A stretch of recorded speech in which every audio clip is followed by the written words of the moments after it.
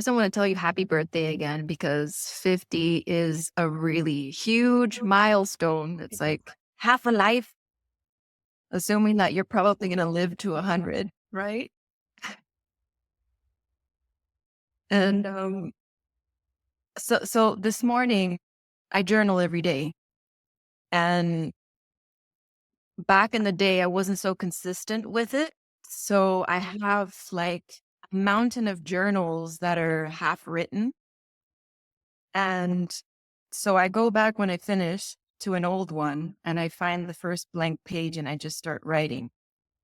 So today I wrote in my journal and then I turned the page. And what a coincidence that today I'm talking to you and the page that I opened up to was a page that I wrote back in 2014 after I finished your teacher training. Oh, And this is what it says. My business plan was to open up a Fred Busch franchise studio. So anyway, I thought that was oh, so interesting. amazing, amazing. Yeah, well, we can speak now, 10 years later. I know. I always come back to you because I'm very appreciative that I learned to love yoga in your studio. And then I became a teacher because of your teacher training. And then the first retreat I ever went to that changed my life completely was in your retreat space in Colorado. Yeah. Amazing. That was your first retreat house property, right? That was the original retreat center. It was in Colorado. It was really nice, but it wasn't necessarily ideal for a retreat center, as opposed to, what I have here now in Colombia. What's different? I mean, I thought it was amazing. What's even better about Mhm. Colombia? Well, no, Colorado was quite nice, but the weather was not possible to grow fruits or vegetables or anything out in Colorado. Too cold. Um, Plus, a lot of my students are South Americans and they cannot come to the United States because they don't have a visa. So there was a lot of reasons Colorado wasn't not ideal, but Colombia certainly is. Um, Here, we can pretty much grow fruits and have a river. It's really nice here. It's a totally different world. Yeah, I've seen a lot of images and videos. And I see you have a lot of animals too, which is awesome. I saw Yeah. you would pose with little piglets. Yeah, exactly. We have animals, nature, lots of things to have people have fun while they're learning yoga and, trying to enjoy themselves while transforming is kind of my goal. And you have horses too, right? Like you do horse therapy Yeah, we from have rescued 4 horses. horses. We have rescue horses. We have 5 pigs and 5 dogs and plenty of animals going on here. That's awesome. And how do what kind of what is horse therapy? Because I've never done that before. It's just a formal word for an informal experience of connection with animals. You know, um, this is why all humans love connecting with animals, wildlife, or dogs, or cats, is or horses, or this is why animals are used in many settings to bring people into a state of relaxation. To get them into out of their their nervous system, sympathetic nervous system, and into a state of presence, and animals do that. And so by giving people an opportunity to brush the horses and have time with the animals, it allows them to connect to the presence within themselves, and that's really what it's all about. Yeah. I feel like animals give me the space to it disarms me, brings my walls down, and makes me feel like there's this pure being that's not going to judge me and it will love me unconditionally, and be I could just be.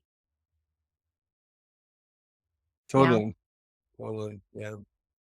So I want to talk a little bit about your journey, because you didn't always have a retreat house and it happened one day in some way. So how did you get the first one? And yeah, let's start there. How did you start with the place in Colorado? Well, I mean, in Colorado, it's really just luck. I got to be honest. It's luck and it's resources. It's just luck. I mean, I know that it wasn't easy to do it. For someone who wasn't who's teaching yoga full time and doesn't have all the money in the world to start buying property. I really just got lucky. I got into the government. 2008, the U.S. government was helping everybody buy houses, and they were giving money for down payments in those days. In 2008, there was this huge thing about pushing everyone to buy houses, and they gave money away. And I received enough to get the down payment, basically. Um, and that's luck. I mean, if without that, there's no way I could have done it, other than having a rich family who would have bought the place. You know, to own a property, it requires a lot of fortune, a lot of luck. In my case, it was luck. Um, and then, once I had it, then I got to pay my mortgage. That was fine, but it wasn't easy to, to buy it without the money that would have normally been needed. But on that, in this case, I got lucky, and then, yeah, and then I was able to sell it to buy the place here in Colombia. Basically, what happened. And why did you choose Colombia? Why were you like, this is the spot? Well, I'm somebody who believes in plant-based eating and eating fruit and nature and all the things that are here. Um, for people to experience as opposed to just to talk about. Um, I have hundreds of fruit trees here. I have we put avocado trees and kinds of stuff here that just would never be possible to be done in most parts of the world. So I think this is a very special place. We have a water, springs of water, a river. That stuff you don't see that in Colorado. You don't see that in very many places. So I just feel very lucky, once again, to use the same word, blessed to be here. You got to come and check it out. Do your Yeah. next retreat here with us. Yes. I really want to. It's gonna happen. It's just a matter of when, not a matter of if. Um, but like, how did you come across it? Were you traveling in Colombia and you fell in love with the place, or did somebody tell you about it? Or I was searching for fincas. They call them a finca is another word for a ranch or a big property. And I was looking and I saw 10 or 12 different places. And eventually I tracked this one down and came to visit it. And I actually had already visualized what I wanted. I'd already drew the whole thing. I don't even know if it's here. Yeah, it's actually right here. I can show it. yeah. Well, this was many years. This was years ago, probably 7 years or whatever. I'd already had my Colorado place, and I drew this map. Wow. Oh, this map has a river running through it. It has all the fruit trees that I wanted, yoga center, vegetable herb garden. Basically a walk path. A sports. It's basically I had the vision, and when I got here, I realized that this is the place that I'm going to be able to do it. This is actually better than my dream. This place is. It's really beautiful. One of the things I really admire about you is you don't give up. Like, you're persistent, you're determined, you have this resolve. And I think that really, I mean, correct me if I'm wrong, but I think in order to create this kind of dream that a lot of people have, you need to have that and resilience. And it's a long-term vision. Like you said, you drew it out 7 years ago. Yeah, yeah, yeah. This stuff, I like long-term things. I like things that seem to be very difficult, but when you break them down into steps and pieces and, you get it done. And yeah, I never give up. That is, well observed. Um, I am very tenacious about things. Once I set my mind to it, I pretty much don't let it go. That's all true. Um, and again, with the grace of blessings, and I come from a good family, and that's been very helpful. Um, you know, I really just have been positioned to be able to do it, and that's grace, really. I know many people talented in every way, but they were not able to buy a retreat center, you know, because that that's just took the luck of family connections. And to be honest, I'm not pretending like I'm somebody special. I'm not. I'm quite good at what I do, but there's a lot of other people that are good at what they do too. The difference is maybe that I understood from the beginning how important it was to have a place, um, to have a center, to have a place where people can come to me instead of me having to travel always. Because I travel around the world. That's what I do. Um, and it's nice, but it's also nice to have a home base. And I figured that out a while ago. Yeah. It is nice to just have a spot to rest and be still, not be moving around all the time, even though traveling is nice. I agree. So what kind of stuff do you do at the finca? Like what's the programming like? I know you have the teacher trainings and you have your plant nutrition school. Yeah, well, those are all specific events that come once in a while around the calendar. But uh, presently, we are called Finca Bienestar Hotel. Um, show you our little brochure here, so you see what we're doing. So we are Finca Bienestar Hotel, which means that people can come anytime they want. Um, all year long, we're open. We have a restaurant on the property called Eden. It's a plant-based restaurant. Oh. Um, but basically, this is what I call a retreat experience. So, a retreat experience means you come for as many days as you want and you get the experience of what it would be like to be on a retreat. We have somebody here right now who just arrived yesterday from Sweden, or from Switzerland, excuse me, Switzerland. So what he's doing is what anyone who comes would do, and we do yoga in the morning, meditation in the morning, um, breakfast. Everything is plant based and delicious. Right now, they're out doing archery.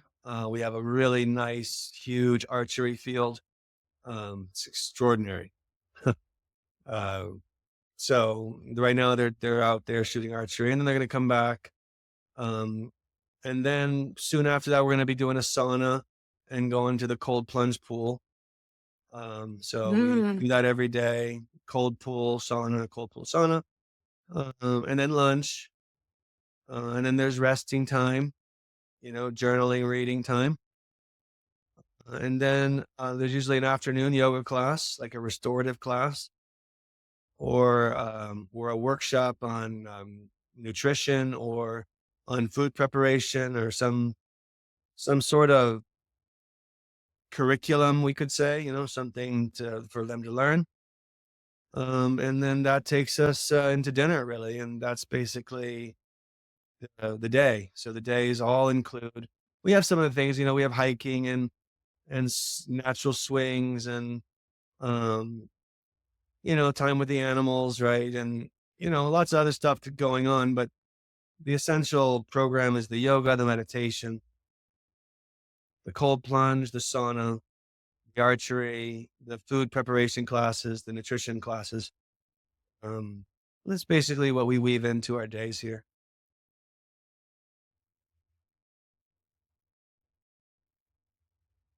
That sounds awesome. I would be in heaven doing that. It's And like, that's so smart. I love that you found a way to. Hmm? go on, yeah. Mhm.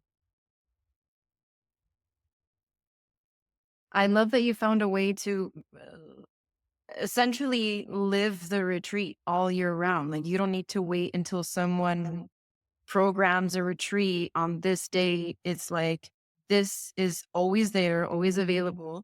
And do you have like a community or teachers, a group of people on the property that are always there to give you that sense of community so you're not alone? Well, we have staff here, of course, that are running the show. I have a partner here. His name is Carlos. He's a student of mine. He lives here. And then we have his support staff. I'm not always here. I come and go. Um, but yeah, the place is it's staffed and full time operation. Absolutely. That's awesome. So what about main how many people you got? Okay, this is kind of like a twofer. So how many people do you have working there and like what does it take to maintain a place like this? Right now, I only have 3 people basically working here. One of them is a partner of mine, and then we have 2 other employees. One focuses on the outside, one focuses on the inside. There's nothing easy about it. There's nothing easy about it. There's nothing romantic about it. Business, hard, stressful. Um, I'm not gonna make it sound better than it is. It's not. It's hard. Just like having a yoga studio is hard. Everything about the business of helping people is hard. So people need to understand that and appreciate it because it's a lot of commitment and a lot of money in a lot of directions. It's not easy. So I'll just leave it at that. I'm not gonna start telling you a story about how fun it is to run a business. It's not. It's hard. Yeah. Lawyers, accountants, Um the whole story.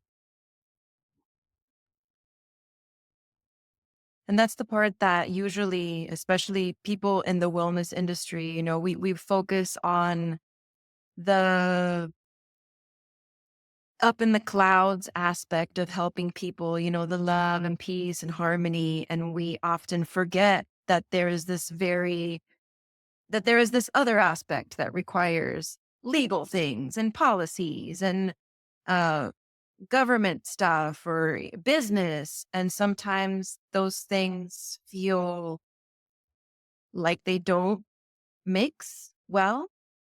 So like how do you balance Well, being because it's the yogi? yeah, it's not true to say that they don't mix. You cannot have the one without the other. So to suggest that they don't mix isn't really accurate. For people that have that attitude, you know, but the fact is that it requires an ability to have your feet on the ground while you have your head in the clouds. Not everyone can do that. And that is a skill that I think, like you said, people need to learn to have both aspects of their personality to some degree. You know, Yeah. I remember back when I was doing or when I was working at the studio in Brickell, you I mean, back then you taught us that the reason we have a studio manager is because the studio manager handles the money and the scheduling so that you can just show up and be the teacher. Do you still believe that to be true, to like keep those things separate? No, not at No. all. Um, well, in certain situations, yeah, why not? That's nice. But the idea that you can just relegate the most important parts of your business to somebody else and hope that they're going to do as good a job as you're going to do is not true. Um, I've slowly taken over more and more things that I had other people doing, but I realize even with marketing that they don't do it as well as they should because they're not me. They don't care. So no, I don't. I mean, I think, yeah, if you have the money and you can start relegating and you have good team, then yeah, it's very good to relegate and stay on top of the fray and don't deal with the business. I have an accountant. I don't do accountants. I don't do bookkeeping. I don't do any of that stuff. I can't. I'm incapable of that. So, we gotta have you gotta have all these people that help, and this is business. Business is not easy. Not easy. In the United States, business What's is the easy, most but here in other countries is not. You know, man, people are very spoiled in the United States with the business that they can do. Yeah. Yeah, including myself. I feel you on that one because there's a lot of times that situations just happen here in Mexico, and I tell my husband, like, "In the US, this would be like 1, 2, 3," and he's like, "Well, you're not in the US." Well, you know, So, yeah, and there yeah. So what's the most challenging part, would you say? well, I don't look at it like that. Um, I don't see it. I don't see things like that. Um, this is life. The challenging part is every day to keep operations running. But no, it's I don't depend on this place for my living. So that's the thing. I don't depend on the retreat center to make my living yet. That's my future. Right now, I still work. I still travel. I still do everything. So the fact is, I subsidize this place completely with my job. You know, I earn money around the world and it all goes here. There's no chance that the money that I earn here would be able to sustain this place. Never, never.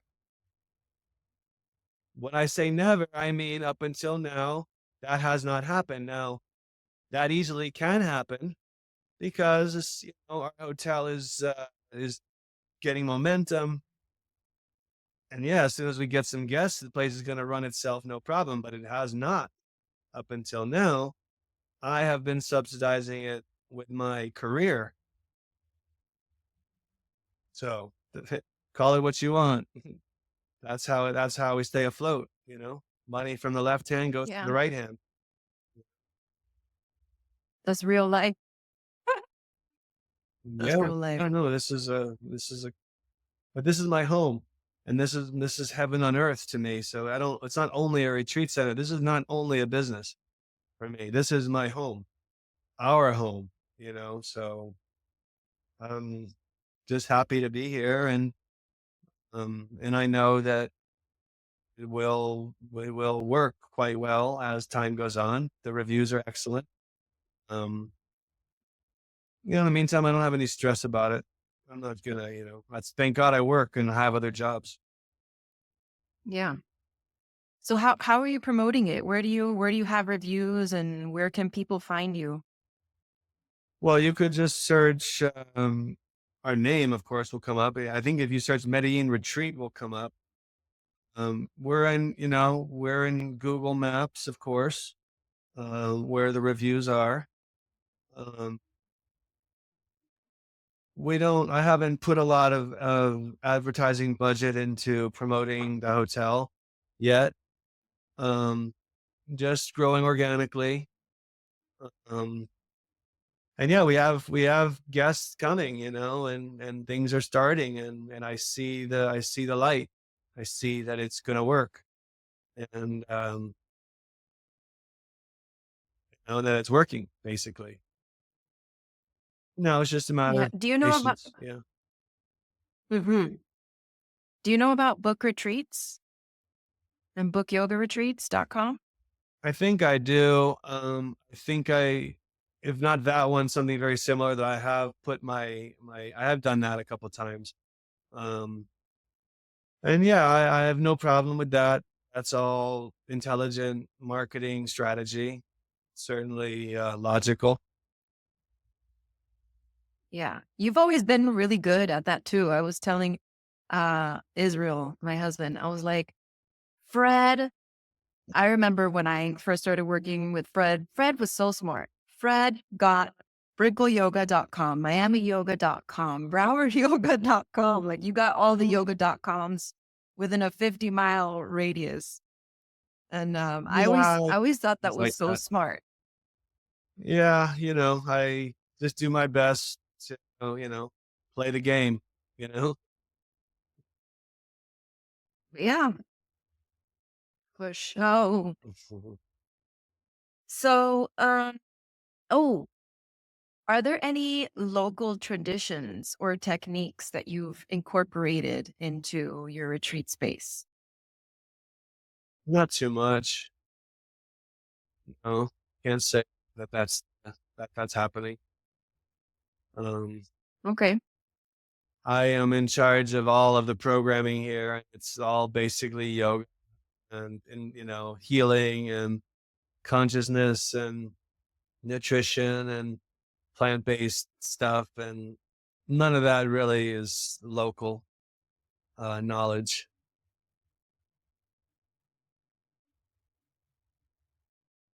Okay. Okay. So then, I think I pretty much have asked you like all of the questions that I had in my. Oh, okay. Well, there's two more. So my first one is you kind of spoke a little bit about this, but what are your goals for the property in the next few years? Um, just to continue doing what I'm doing. We're doing it right. We got it. We've got everything. Just see more people coming, and that's already happening.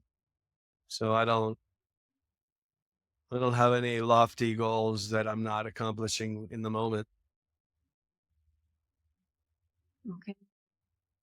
And do you have any advice for people that want to have their own retreat center and they really don't know where to start? Well, you're gonna start by getting money.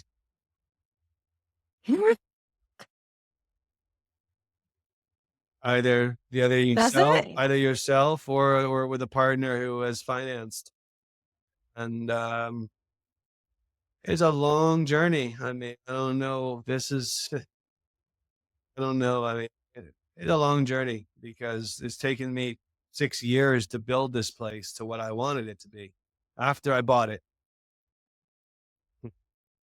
So imagine that. And all the money that takes. I've spent every dime that I have had for 7 years or 6 years just here. I don't save money. I put it all here. So advice is make sure you want to do this. I don't know. I mean, owning a retreat center means a lot of stuff. It means you're going to be living out in a nature place, right? Um, isolated in some ways. In a big city, right? Um, I would say do it if it's your, like someone like me. If you're someone like me, and this is what you do for your life, is you're here to help people, and that's what you do. Well, then you need a place to do it. You know, Yeah. so you either need to rent it or you need to buy it. or you need to just hold events at a place that already exists and forget about trying to own a retreat center because it's not something, honestly, that just a regular person can just do. I'm not going to pretend that it is. If you don't have the money or a way to borrow it, you understand? Or a partner who has it, that you're not buying a center, period. This is life, right? You know what I'm saying? Like, Yep. you gotta have it to buy it. If you're not buying it, then you're gonna rent it. And then renting it is you've got different options, right? You could rent it for a whole year at a time. You could rent it just for the event. But honestly, if anybody, you have to already do retreats to other people's places and make sure that you have people that come to your retreats, right?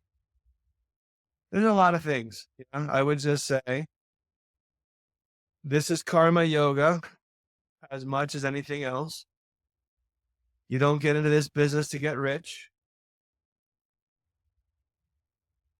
Very similar to a yoga studio. You're doing it because of a greater vision. And that vision is not involving how much money you're going to make every year because that doesn't work. You know, it's investing for 10 years before you're ever going to see money. You know? But I mean, on the flip side, I mean, you need a lot of money, or you need money, maybe depending, not a lot, but you need money to get started. But once you get started and you are Right. investing back into the property like you're doing, you become wealthy in other ways. Well, You become absolutely. wealthy with, No doubt. I don't look at money as wealth. You know, I look at what I have here as wealth. And I feel like I'm the wealthiest person in the world. Um, but again, I work in another job. So this is not my career yet. Because if it was, I'd have a lot of yet. stress because I'd be losing a lot of Mhm. money, hemorrhaging money. That's all this place does is hemorrhage money. But it's an investment. So it's not hemorrhaging. It's just moving it in the right direction. But but don't think it's easy. So not to sound harsh, and I think I already know what you're going to say, but with all the challenges, with all the hardships, with all that it takes, do you regret it? No, I don't regret anything.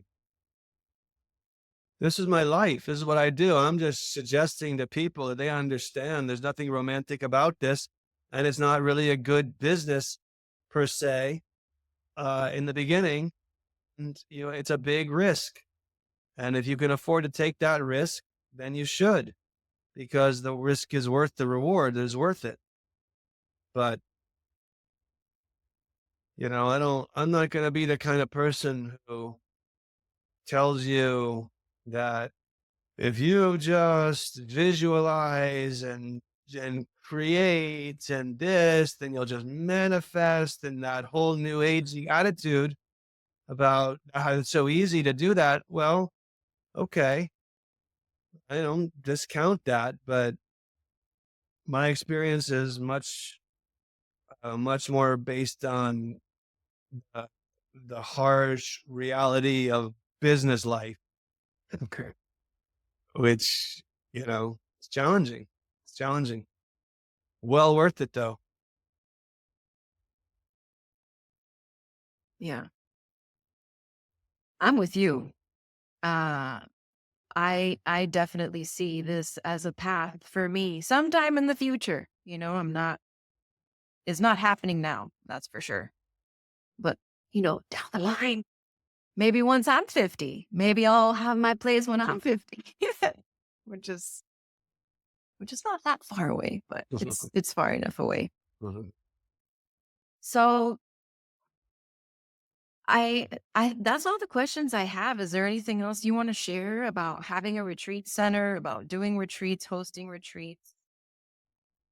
No, I mean, I just thank you for allowing me to spend time with you.